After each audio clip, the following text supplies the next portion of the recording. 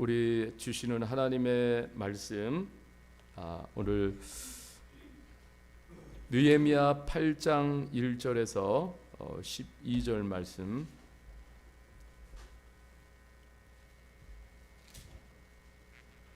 자, 우리 한 절씩 길지만은 우리 한 절씩 우리 하나님의 말씀을 음미하면서 우리 집중해서 읽도록 하겠습니다. 제가 1절을 읽겠습니다.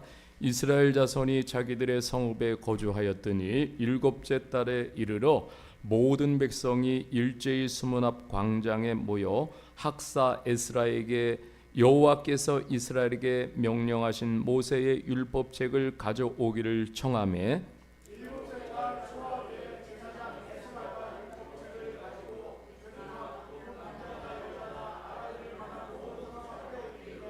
수문 앞 광장에서 새벽부터 정오까지 남자나 여자나 알아들을 만한 모든 사람 앞에서 읽음에 뭇백성이 그 율법책에 귀를 기울였는데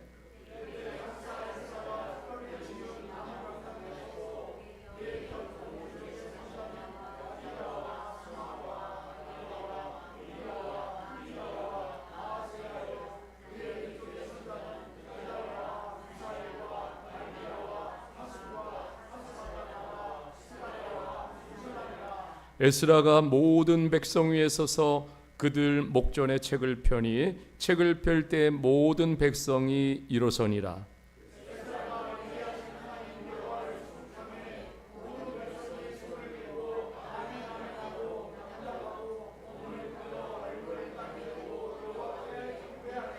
예수아와 바니와 세레비아와 야민과 악굽과 사부대와 호디야와 미아세야와 그리다와 아사라와 요사밧과 하난과 블라야와 레이 사람들은 백성이 제자리에 서 있는 동안 그들에게 율법을 깨닫게 하였는데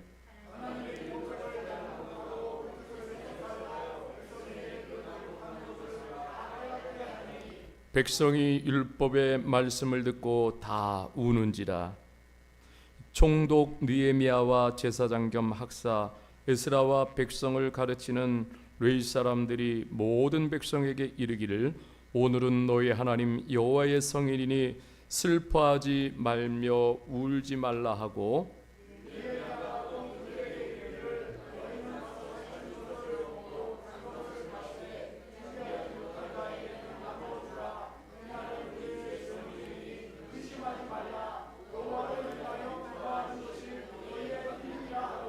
레위 사람들도 모든 백성을 정숙하게 하여 이르기를 오늘은 성일이니 마땅히 조용하고 근심하지 말라 하니 모든 백성이 곧 가서 먹고 마시며 나누어 주고 크게 즐거워하니 이는 그들이 그 읽어 들려준 말을 알미라. 아멘. 자, 오늘 말씀의 제목은 백성이 율법의 말씀을 듣고 다 우는지라. 이런 말씀의 제목으로 우리 김진산 목사님이 오늘 마지막이죠, 네 번째. 우리 김진산 목사님은 지금 이제 한국에서 터치 바이블 이렇게 대표로 계시고 그래서 한국의 올바른 성경의 말씀을 가르쳐 주고 계시고 이제 우리 유튜브에서 김진산 목사님을 이렇게 치면은 성지순례에 또 이 가이드를 해주시는 아주 유명하신 목사님이시고 또 이스라엘을 너무너무 사랑하시고 또 이스라엘에서 공부를 많이 하시고 또 히브리어를 유창하게 하시는 그런 목사님이십니다.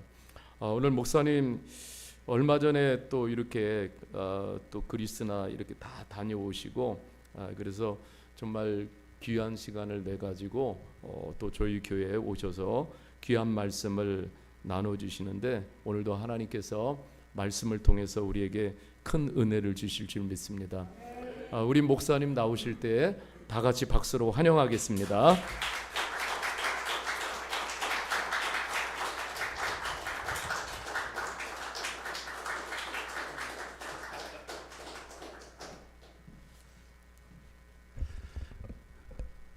목사님께 제가 몇 분 정도 설교하면 되냐고 물어봤습니다. 원하시는 만큼 하라고 해서 밥 먹기 전까지는 하겠습니다. 목사님 소개받은 또 김진사 목사입니다. 저는 이스라엘에서 한 20년을 살았습니다. 그래서 이스라엘에서 공부 석박사를 하고 서울신학대학에서 지금까지 강의도 하고 있고 또 성경의 땅에서 성경을 가르치는 일도 해요. 그 다음에 성경의 땅에 복음을 전하는 일을 하고 있어요. 그래서 저는 이제 복음을 전하는 그 분들이 유대인들이고 또 이스라엘에 있는 팔레스타인들입니다. 이제 지금 이스라엘의 전쟁이 아직도 끝나지 않았죠. 사실 저는 미얀마를 잘 모릅니다만 이제 언론에 나오는 소식을 접하면 세상 어디 가나 편한 나라가 없구나. 우리 집사님 기도해 주셨습니다만 미국에 있는 저 높은 신분 때문에 온 세계가 관세로 인해서 전쟁을 치르고 있는 그런 현실인데 제가 이 이스라엘 이야기를 좀 하면서 성경 그리고 여러분들과 함께 은혜를 나누면 좋겠습니다. 우리 이스라엘 사람들이 이렇게 인사합니다. 샬롬 이렇게 인사. 잘하시네요. 한번 해볼까요? 샬롬. 네. 유일하게 목사님하고만 이렇게 바라보며 인사하는데 유대인들이 굉장히 말보다 동작이 빠른 사람들입니다. 미얀마 분들도 그래요? 말보다 동작이 더 빨라요? 그렇다고 이렇게는 아니죠. 네. 이스라엘 사람들이 동적인 사람이에요. 움직이는 사람. 그래서 성경 공부는요. 명사 공부도 있고 한데 우리가 동사적인 의미가 참 많답니다. 그래서 굉장히 액티브한데 옆에 있는 분하고 샬롬 하면서 어떻게 하냐면 이렇게 인사하지 말고 이렇게 세워서 손뼉을 한번 쫙 한번 소리가 안 나면 평화가 없는 거예요. 다시 한번 인사 한번 할까요? 샬롬.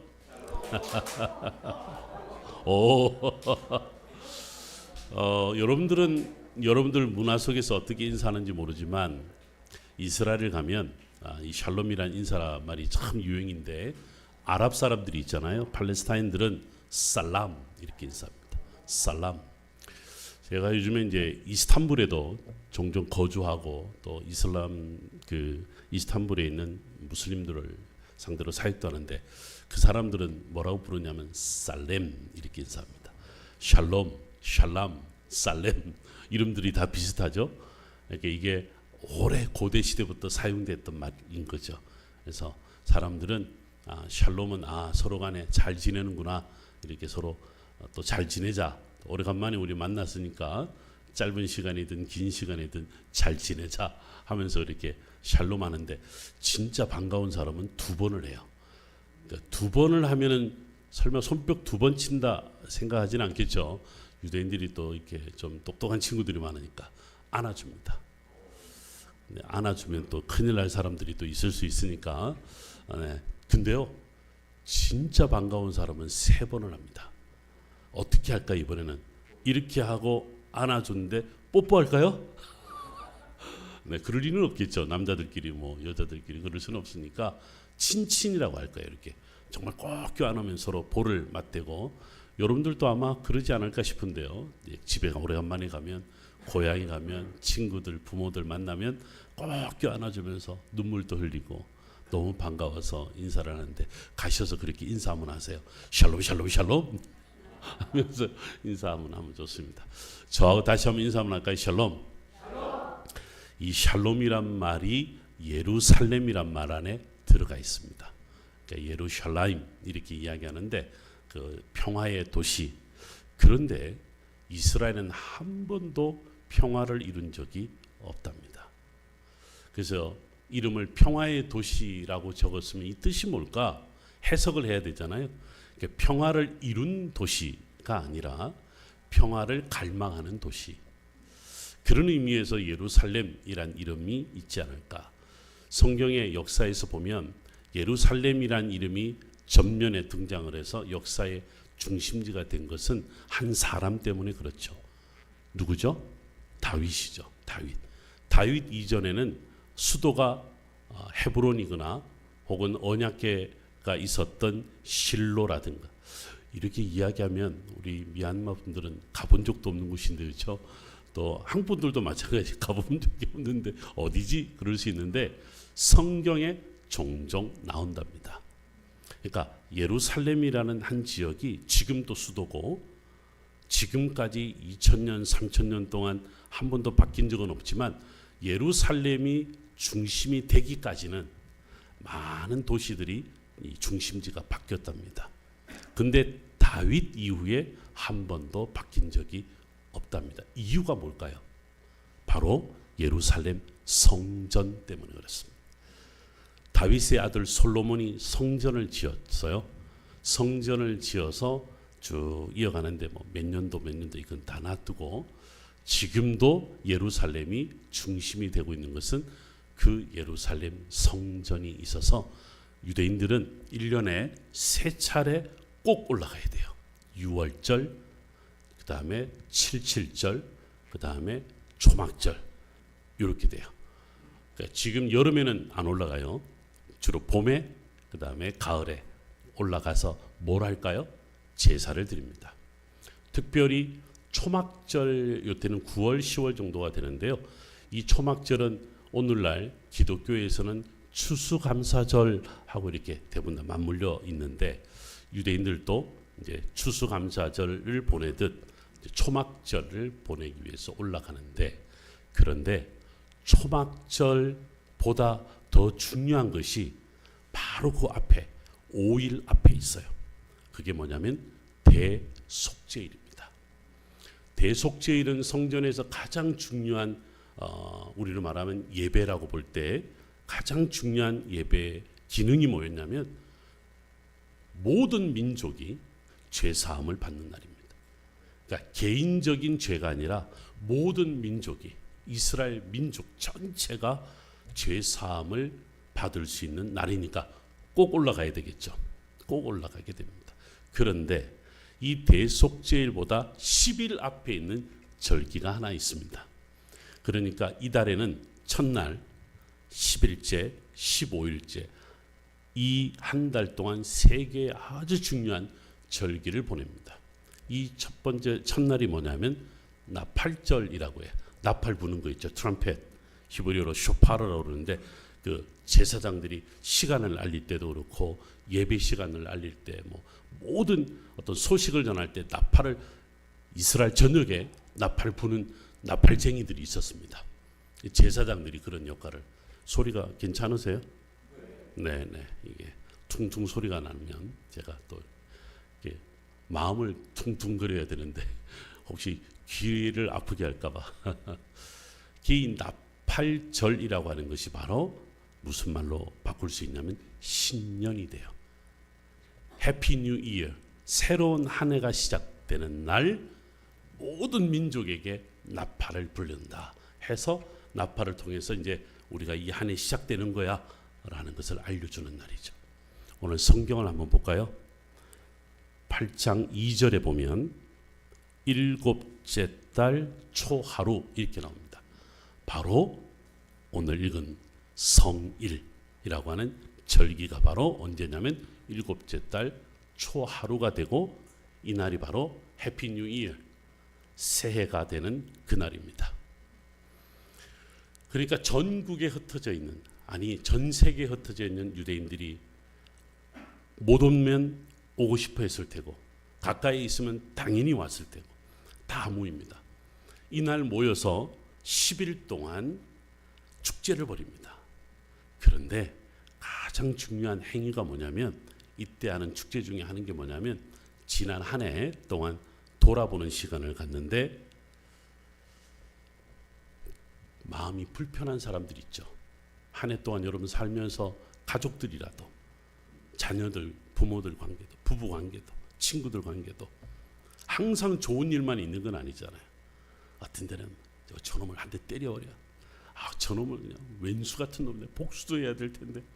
하여튼 불편한 사람들이 있어요. 근데 그거를 폭력적으로 드러내는 사람들은 뭐 그렇게 해서 잘못되는 일이 많이 발생하지만 주로 마음에 하나의 상처점은 대부분 다 갖고 살아가요.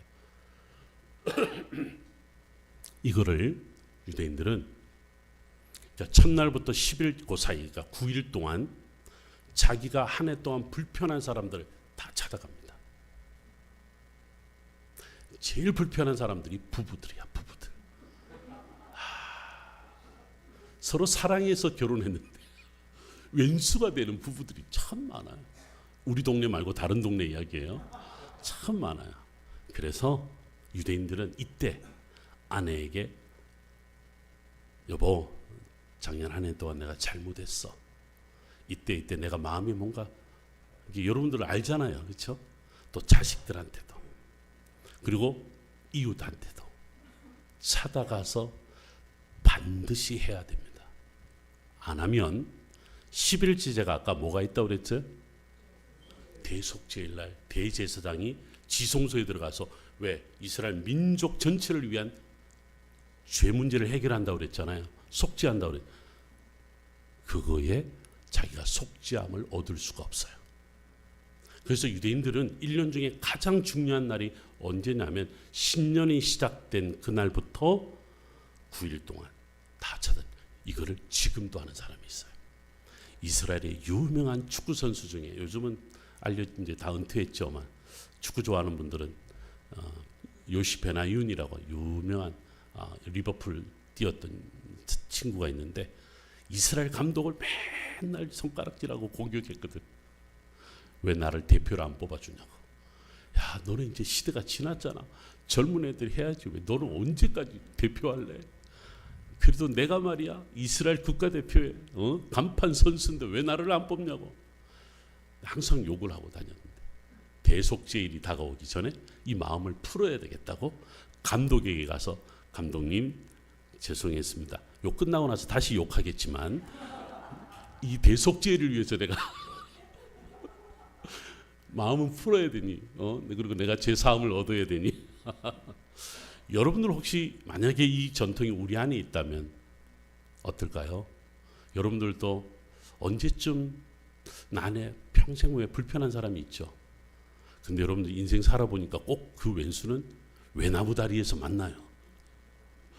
여러분 그때만 때 쌩하고 지나가 버리거나, 저 멀리서 보면 주랭랑을 치거나, 얼굴 보기 싫거나, 아니면 미얀마에서 한국으로 와버리든가, 한국에서 미얀마로 가버리든가. 그런데 꼭 그 사람들은요, 저 같은 경우는요, 공항에서 만났는데 피했어요. 설마 같은 비행기? 근데 같은 비행기를 타는 거예요. 설마 내 옆자리 앉는 거예요. 제가 어떻게 했는지, 야, 당신하고 나하고 같이 앉아갈 자리는 아니지 않니? 하니까 서로가, 그래서 승무원한테 이야기, 마침 빈자리가 있어서 한 놈은 저쪽으로 가고 한 놈은 이쪽. 이런 일이 실제로 있었어요. 여러분들도 아마 상황은 다르지만 비슷한 일이 있을 거예요. 근데 그 마음이 얼마나 불편하겠어요. 그래서 여러분, 이 초하루 날 일곱째 달이 그 달이에요. 우리는 하나 둘 셋 일곱째 날이지만 유대인들은 일곱째 달 초하루가 신년 해피 뉴 이어가 시작되는데, 이 사람들은 이때부터 뭘 한다고요? 마음이 불편한 사람들을 찾아가서 용서를 구하고. 제가 이 이야기를 우리나라에 규모가 있는 교회 이스라엘 성지순례 오셨을 때 가르쳐 드리니까, 이분이요, 교인들이 굉장히 많아요. 그래서 이분이 뭘 했냐면 생각지도 못한 아이디어를 채웠어요. 우리나라에 사과 있죠, 사과. 큰 사과를 2만 개를 해서 교인들 전체에게 나눠줬어요. 그러면서 담임 목사님이 사과를 들고 성탄절날, 여러분 사과합니다. 우리말 알아듣겠죠? 사과합니다. 그리고 여러분 오늘 2개씩 드릴게요. 여러분들 연말 12월 31일까지 돌아다니면서 사과 주세요. 사과 주시면서 사과합니다. 기가 막힌 아이디어 아니겠어요? 그래서 새해를 주님과 함께 시작합시다. 그러니까 성탄절 12월 25일부터 12월 31일 송구 영신 예배 드릴 때까지 사과하러 다닌 거예요. 얼마나 재밌어요. 사과 주면서 사과합니다. 그러니까 사람들이 왼수 같은 마음이라도 한 번쯤 웃을 것 같지 않아요? 그러네. 이날이 이런 날이에요. 그런데 이날 모든 백성들이 다 제사를 드리러, 예배를 드리러 성전에 올라가는데 무슨 일이 발생을 하냐면, 에스라라는 사람이 등장해요. 에스라가 직업이 두 개로 등장해요. 성경에 보면 1절에는 학사라는 말이 나타나고 2절에는 제사장이란 말이 나타나요. 이 학사는 새로 생긴 직업이에요. 특히 제사장들이 이 일을 많이 했는데 바벨론 포로 시기 동안 성경을 기록하는 사람을 학사 이렇게 불렀어요. 이 사람이 오늘 모든 백성들이 다 올라오는데 올라가는 입구에서 스탑해요. 오늘 성경 보면 수문 앞 광장 이렇게 나오죠. 혹시 이스라엘 가보신 적 있는 분? 오, 있으시네 몇 분이. 혹시 기혼샘이라고 들어본 적이 있으세요? 네, 기혼샘의 물이 펑펑펑펑 솟아나요. 그 산지에 어떻게 그런 물이 펑펑 솟아나는지 몰라요. 그 물을 성 바깥에 있는 거거든요. 성 안으로 터널을 만들어서 물을 성 안으로 가져와서 한 곳에 모이게 했어요.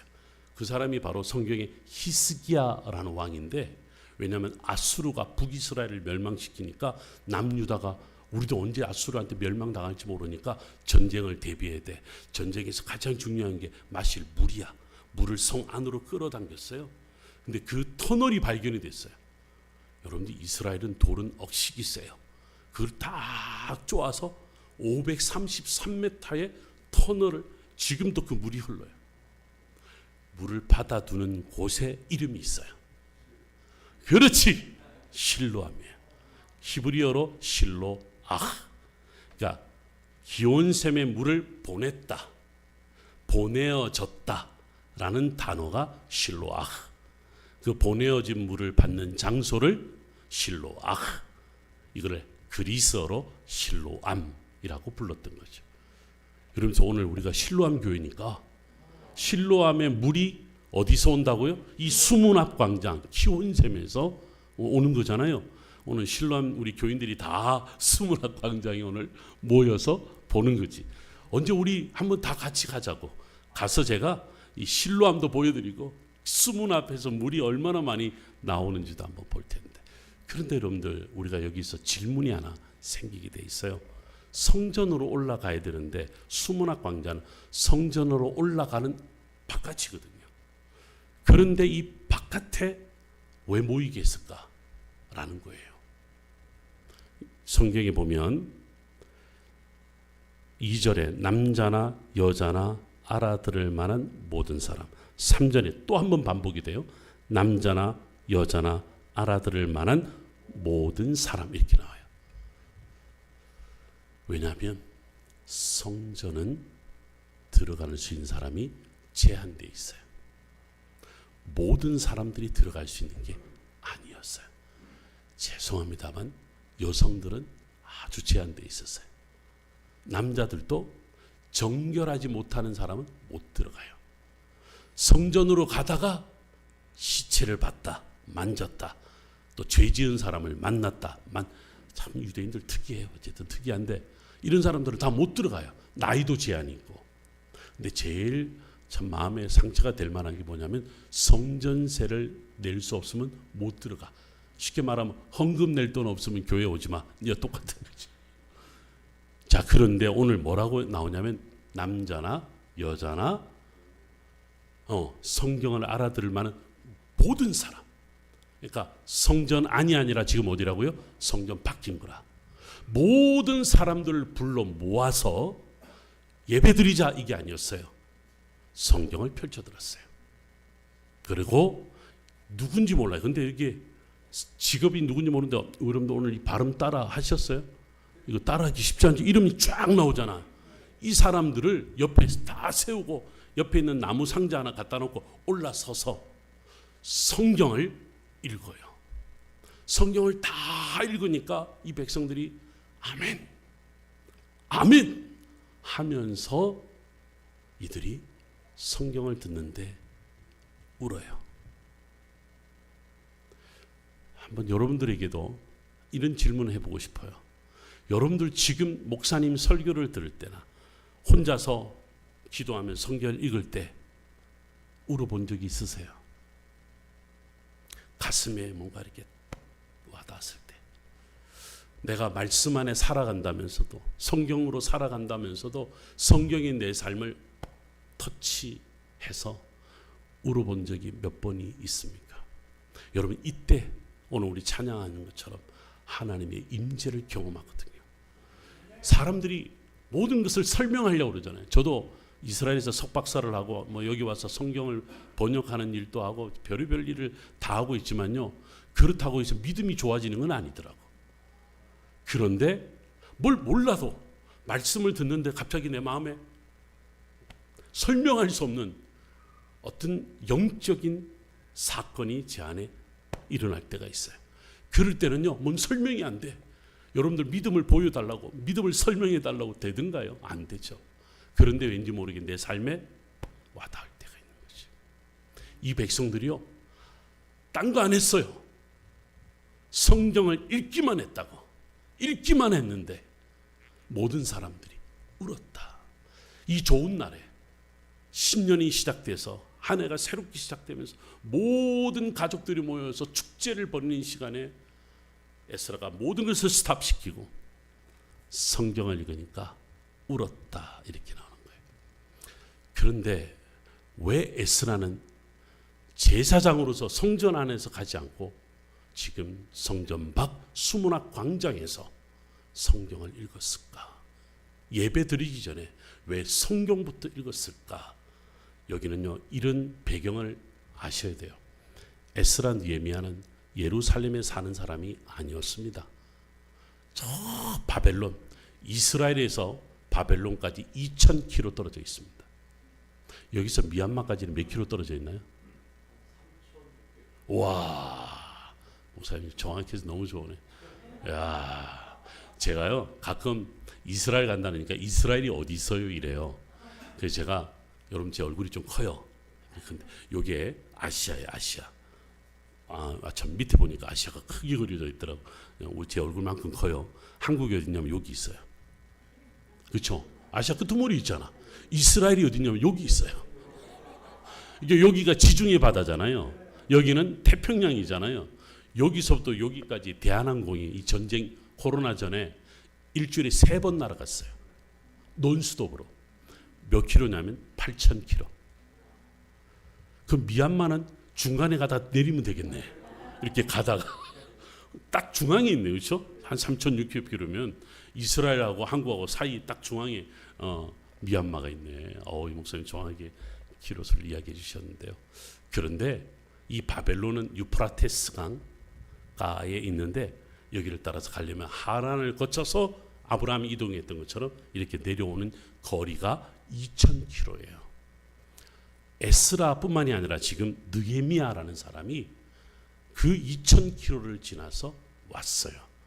왔는데 이때 에스라는 직분이 뭐였어요? 제사장이면서 학사했으니까 내가 가서 할 일이 있습니다. 그 다음에 느헤미야는 총독이면요 장관이에요.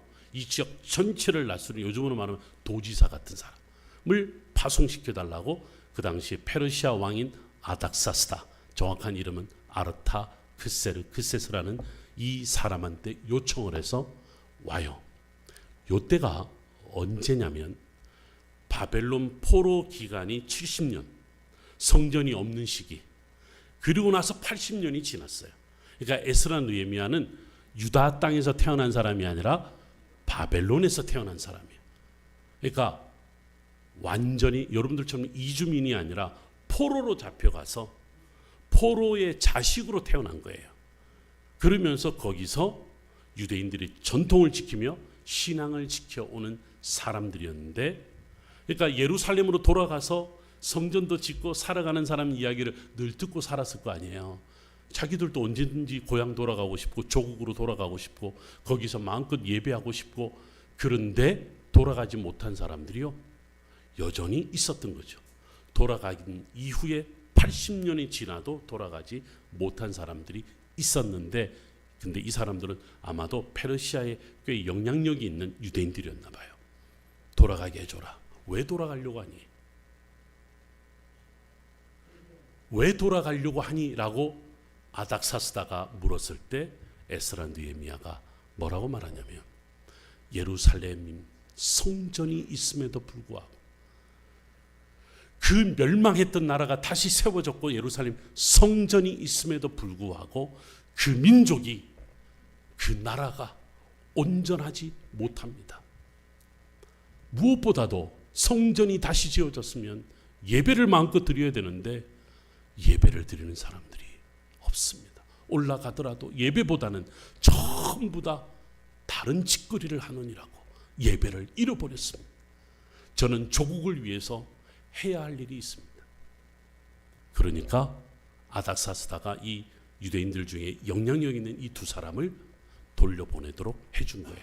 그래서 돌아와서 이 백성들을 향하여 성전 제사보다 성경을 읽었던 이유가 있지 않니? 여러분 성경 본문에 나타나지 않지만 그 배경이 그런 게 있어요. 자, 다시 한번 집중해 주세요. 성전이 있다. 그런데 성전이 파괴당했다. 바벨론 제국에 의해서. 자, 그러면 어떤 문제가 발생을 해요? 모든 절기 때 예배를 드려야 할 뭐가 사라졌어요? 성전이 사라졌어요. 오늘 읽었던 이 본문에서 제가 아까 세 개의 절기가 있다고 그랬죠. 신년, 나팔절, 대속제일, 초막절. 성전이 없으면 드릴 수 있어요? 없어요? 없어요. 바벨론 포로로 다 잡혀갔는데 이때 바벨론 포로로 잡혀간 사람들이 엘리트들입니다. 여기 오늘 미얀마의 엘리트들이 다 여기 있잖아요. 실제로 외국을 나가는 자들은 엘리트가 아니면 나갈 수가 없어요. 생각이 깨어있지 않으면 나갈 수가 없어요. 근데 이 사람들은요, 포로로 잡혀가는데 떡하니 바벨론 제국의 느부갓네살 왕이 최고의 엘리트들만 잡아가요. 거기에 왕도 있었고 대제사장도 있었고 제사장도 있었고 여러분들 잘 아는 다니엘을 비롯한 젊은 층들도 있어요. 근데 이 엘리트가 무슨 의미인 줄 아세요? 성경을 유일하게 읽을 수 있고 쓸 수 있는 사람들이었어요. 왜냐하면 대부분의 사람들은 글자를 배우지를 못했어. 그러면 성경을 못 읽잖아요. 그러면 이 절기 때 성전에 올라오면 이 사람들이 뭘 해요? 성경을 읽어줬어요. 읽어주니까 들었던 거지. 근데 들려줄 사람이 다 포로로 잡혀간 거예요. 그러면 예루살렘에 누구만 남았어요? 그냥 일반인들. 읽지도 못하고 쓰지도 못하고 그저 듣는. 그러니까 잘못 듣는 거죠. 잘못 들으니까 남아있는 백성들은 나쁜 소식에, 찌라시 같은 뉴스에, 악한 소리에, 이방인의 신에게, 이방인들에 의해서 이 백성들은 뭘 잃어버렸냐면 중심을 잃어버린 거죠. 성전도 없어져. 성경을 읽어줄 사람도 없어져. 그래서 70년 동안 성전이 다시 세워지기까지 이 사람들은 어떤 시대를 보냈어요. 나라를 잃어버린 서름도 서름이지만 가장 중요한 하나님의 언약 백성이라고 하는, 하나님의 백성이라고 하는 정체성이 사라져버린 거예요. 자, 그러면 엘리트들은 어떻게 보냈을까요? 이 사람들은 더 심각하죠. 왜냐하면 성전이 없잖아요, 바벨론에. 그러면 우리는 어떻게 해야 되지? 어떻게 했을 것 같아요? 그래서 이 본문을 에스겔서라는 성경을 가만히 읽어보면 장로들이 에스겔을 찾아가요. 찾아가서 모였다. 찾아가서 앉았다. 이 모였다라는 말에서 나온 말이 회당이에요. 앉았다라는 말에서 나온 게 뭐냐면 탈무드예요.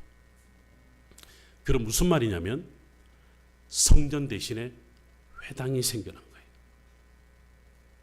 성전 제사 대신에 성경을 기록하기 시작했어요. 이 사람들 엘리트들이잖아요. 그러니까 성경을 다시 기록을 한 거예요.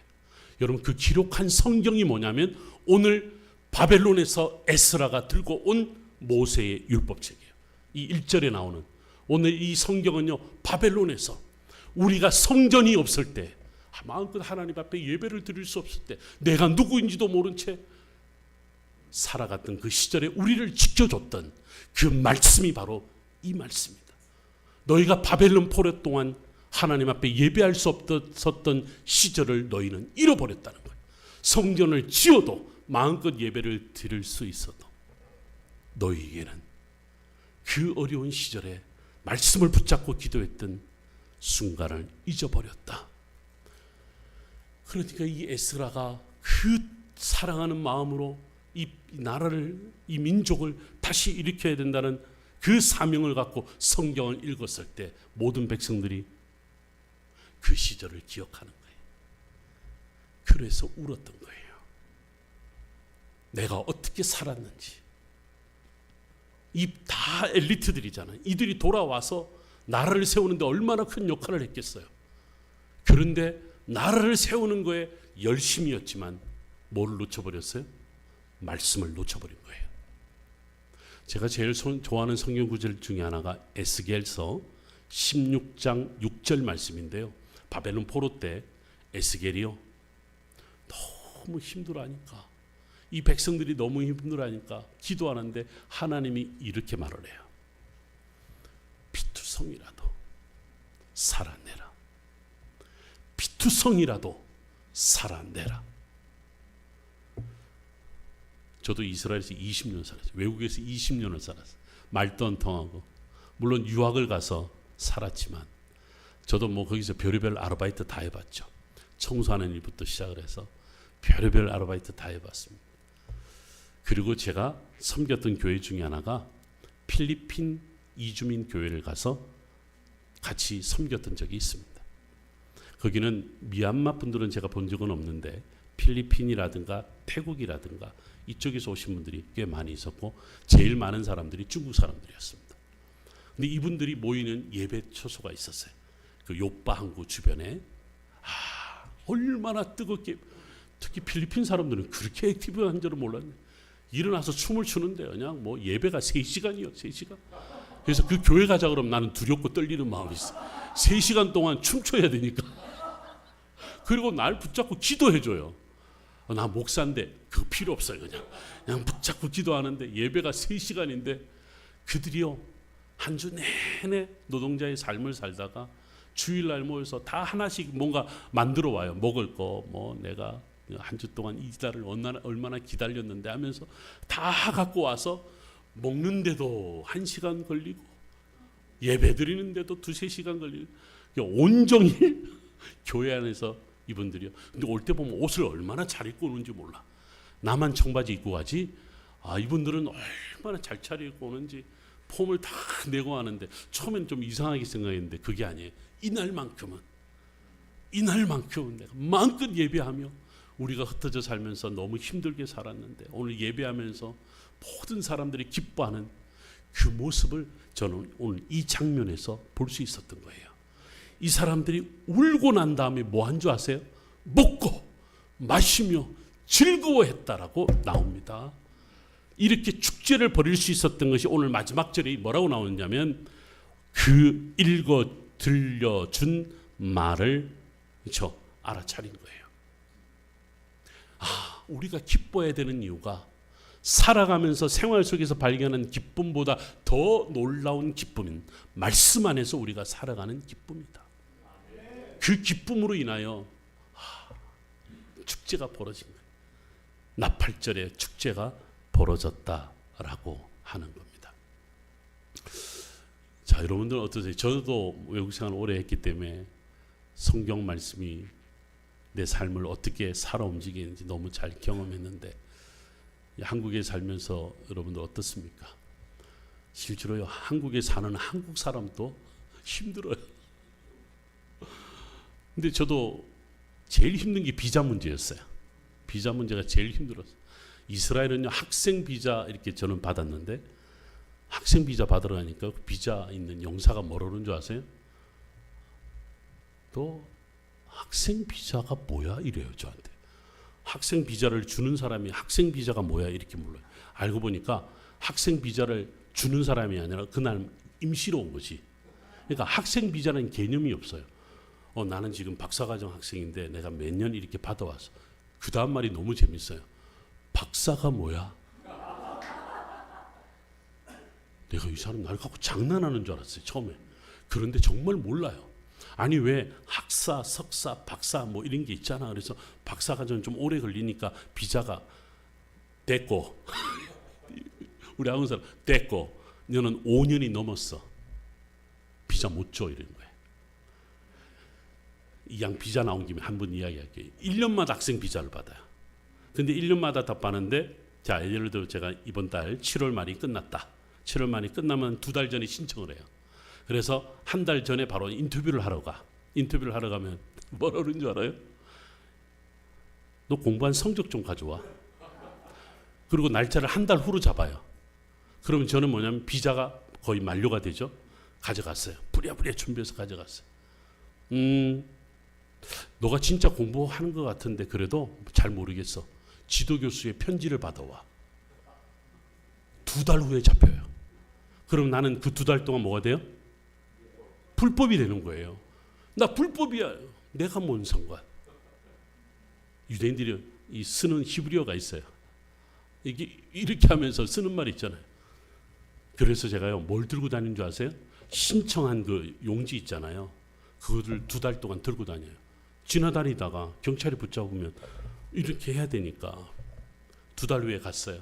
아, 편지도 받아왔고 성적도 잘 받아왔네. 근데 니는 돈을 어디서 받아? 이래요. 아니, 이 3가지를 한꺼번에 하면 안 될까? 아, 내 심정 너무 잘 알아요. 언제 나온 줄 아세요? 2달 후에 다시 오래요. 그래서 6개월 만에 받았습니다. 자, 그러면 저에겐 비자를 얼마나 줄까요? 1년을 줄까요? 6개월을 줄까요? 잘하시네. 6개월을 줘요. 그럼 나는 한 4개월 있다가 또 이 짓을 하러 가요. 그걸 5년을 한 거야. 그러니까 5년 딱 하니까 안 돼 이러는 거예요. 그래서요, 변호사를 사야만 돼요. 변호사 비용이 또 $10,000이야. 와, 내가 공부를 안 하고 말지. 공부를 안 하고 말지. 내가 무슨 영광을 보겠다고 내가 지금 이 석박사 한다고 이러고 있는 거야. 그래서 다행히 학생이다 보니 학교에서 변호사를 통해서 제가 돈 안 내고, 왜냐하면 학교에다 요청을 하니까 학교가 학교 변호사를 대동해서 이 문제를 풀어주는. 그래서 제가 또 1년 받다가 안 돼서 한국 와서 받고, 이거를 제가 20년을 했답니다. 이 정도 해보니까 해외에 사는 분들 당연히 이해가 되죠. 근데 제가 많은 교회들 집회하러 다니거든요. 특별히 해외 많이 나가보는데 저와 똑같은 문제를 다 우리 한국인들이 다 겪고 있더라고요. 그래서 제가 물어요. 뭘로 당신은 이 어려운 세상을 이겨냅니까? 물어봐요. 그리고 당연히 기독교인들이니까 말씀으로 예배드리면서 항상 말씀으로 살아낼 수 있던가요? 옆에서 누가 자꾸 이렇게 귀를 두드리는 사람이 있잖아. 우리를 갖다 자꾸 찌라시 나쁜 소식으로 그냥 우리를 현혹하는 사람들이 얼마나 많아요. 유대인들은 AD 70년 로마에서 멸망하고요. 1948년 이스라엘 독립할 동안 2000년 동안 나라 없이 떠돌아다녔어요. 저 내일 로마를 갑니다. 성지순례 가고 로마를 가는데, 로마를 가는 이유가 콜로세움 포로 로마노, 환상적이죠. 근데 그거를 제가 보여주지만 어떤 이야기 하는 줄 아세요? 여러분, 지금 전 세계 사람들이 이탈리아 로마를 가고 싶어해. 로마를 가면 콜로세움은 누구나 보고 싶어해. 제가 가서 하는 말이 있습니다. 콜로세움은 누가 세웠는지 아세요? 그게 알게 뭐야? 콜로세움 이쁘기만 하면 되지. 멋있기만 하면 되지. 무슨 말이야? AD 70년 예루살렘과 예루살렘 성전을 파괴시킨 로마 장군 티투스라는 장군이 유대 노예 10만 명을 데리고 갑니다. 가서 만든 게 바로 콜로세움입니다. 유대인들에게는 그 콜로세움을 볼 때마다 마음이 무너지는 거예요. 근데 거기서 포로 로마노와 모든 사람들이 한번 가보고 싶은 로마 역사가 들어가다 보면 개선문이 하나 있습니다. 그 개선문이 티투스의 개선문인데, 개선문을 가만히 들여다보면 뭐가 새겨져 있냐면요, 예루살렘 성전을 파괴하고 성전 안에 있는 모든 기물을 다 가져가요. 어디로? 로마로. 거기에 새겨져 있어요. 그게 이스라엘에 보여준 역사예요. 근데 유대인들은 나라가 딱 멸망하자 많은 투쟁을 했죠. 근데 이 영적인 리더들은, 제사장들은 제사를 드릴 수 없는 모든 사람들이 다 이제 옷을 벗어요. 제사장이 사라져 버렸죠. 왜죠? 제사가 없으니까. 그러면서 이 사람들이요, 뭘 제일 먼저 한 줄 아세요? 바벨론 포로 경험을 해봤잖아요. 뭘 했을까요? 성경을 다시 기록합니다.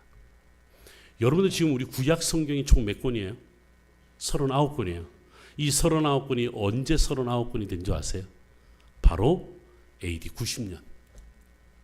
예루살렘 성전이 로마에서 파괴당했을 때 이들은 지체 없이 뭘 했냐면 성경을 전부 다 다시 기록하기 시작해서 정경, 외경, 위경 이런 말 들어보셨을 거예요. 정경이 39권이죠. 이 정경 39권을 바로 이때 만듭니다. 지금 또 유대인들은 성전이 없습니다. 성전이 있어야 할 장소에 황금돔이 세워져 있어요. 무슬림들의. 그 황금돔이 왜 거기 있는 줄 아세요? 무함마드는 한 번도 와본 적도 없어.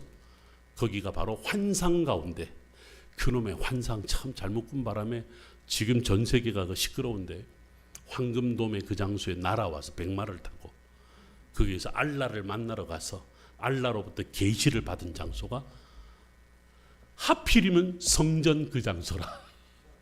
여러분, 근데 그 성전을 왜 누가 그래요? 왜 거기 세웠을까 그래요? 왜 다윗은 예루살렘에다가 왔고 거기다 왜 성전을 만들었을까? 여러분, 그게요 그냥 만들어진 게 아니에요. 아브라함이 이삭을 바치려 했던 바로 그 장소예요. 모리아산이에요. 예배했던 곳이니까. 그 예배했던 곳을 여부수한테 빼앗겼다가 다윗이 드디어 예루살렘을 차지했잖아요. 다윗이 성전 짓고 싶어 했어요. 근데 하나님이 너는 손에 피를 너무 많이 묻혔어. 네 몸에서 날 시에서 짓겠다. 나단 선지자를 통해서. 그래서 솔로몬이 지었거든요. 그 예루살렘이 한 번도 바뀌지 않는 이유가 바로 예배하는 곳이었기 때문에 그래요. 수천 년 동안 떠돌아다니도 여전히 유대인들은 수많은 전쟁을 지금도 치르면서 예루살렘을 지켜내고자 하는 이유는 딴 게 아니에요. 우리가 예배했던 곳, 하나님의 말씀이 선포된 그 장소를 지키려고 하기 위해서 이 수많은 전쟁을 치르고 있는 거예요. 자, 그러면 여러분들 한번, 우리 미얀마 친구들은, 여러분들은 조국으로 돌아가서 어떤 역할을 할 것입니까? 돈을 많이 벌어서 돈을 보내서 뭔가 내 땅, 내 집 당연히 해야 되죠. 그런데 여러분들을 사랑하는 조국과 그 민족을 위해서 우리가 할 수 있는 일이 뭐여야 되느냐는 거죠. 이게 오늘 에스라가 우리에게 보여주는, 에스라를 통해서 역사하시는 하나님의 일을 보는 거예요. 왜 우리가 선교를 해요? 열방까지 복음을 전해야 되는 이유가 뭐예요? 온 열방이 여호와가 우리의 하나님이다. 온 열방이 예수 그리스도가 우리의 하나님이다. 이 사실을 선포하기 위해서 우리가 선교하는 거잖아요. 미얀마를 사랑하는 거잖아요. 이거는요, 가장 중요한 게 오늘 에스라가 우리에게 알려주는 것은 성전은 사라질 수 있어. 심지어는 예배를 드릴 수도 없게 될 수 있어. 우리 경험했잖아요. 코로나 기간 동안 모일 수가 없었어. 그럼에도 우리는 어떻게 신앙을 지켜요? 에스라는 오늘 우리에게 알려주는 거예요. 성경을 펼쳐들어, 성경을 읽을 때 아멘으로 화답하고 받고, 성경을 읽을 때 울며 말씀이 내 삶 속에 살아 역사할 수 있도록 받아들여야 되는 거예요. 그 말씀이 내 안에 살아있을 때 우리는 먹고 마시며 즐거워하며 모든 민족이 주님 안에 하나 될 수 있다. 이게 우리 실로암 교회가, 실로아흐 교회가 받은 사명이고 오늘 이곳에 있는 우리 친구들이 해야 할 일이다. 그래서 여러분들에게 꼭 제가 이 한마디를 하고 말씀을 마치려고 합니다. 에스라가 되십시오. 에스라의 뜻은 하나님의 도우심이라는 뜻입니다. 여러분들 민족을 돕는 에스라가 되십시오. 열방을 섬기는 에스라가 되십시오. 이거는 철저하게 말씀 안에, 말씀 위에, 말씀으로 이루어지는 일입니다. 그래서 우리는 성경을 쓰든지 읽든지 묵상하며 이 말씀을 놓쳐서는 안 됩니다. 그래서 여러분들이 이 한 구절을 같이 읽읍시다. 8장 8절을 한번 성경 본문을 띄워주시겠어요? 다 같이 읽읍시다. 시작. 하나님의 율법책을 낭독하고 그 뜻을 해석하여 백성에게 그 낭독하는 것을 다 깨닫게 하니. 동사 세 개가 보입니다. 낭독하다. 미얀마어도 보이나요? 그 다음에 두 번째가 해석하다. 세 번째가 깨닫게 하다.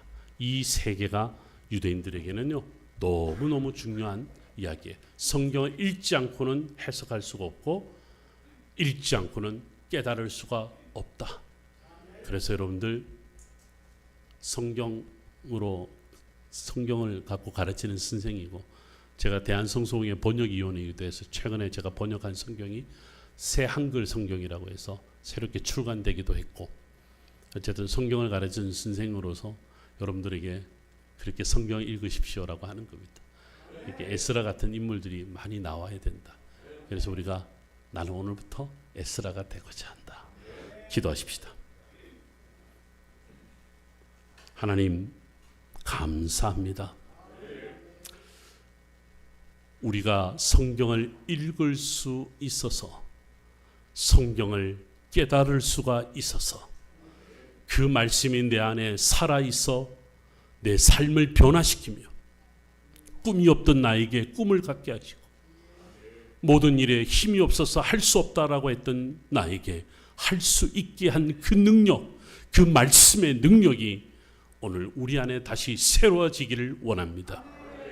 말씀을 받았던 이스라엘 백성들이 말씀을 잃어버렸 그 순간에 성전에 올라가기 전 그 실로암으로 물을 흘려보내던 그 수문 앞 광장에서 에스라는 모든 백성을 불러 모으고 성경을 읽자. 성경을 다시 읽자.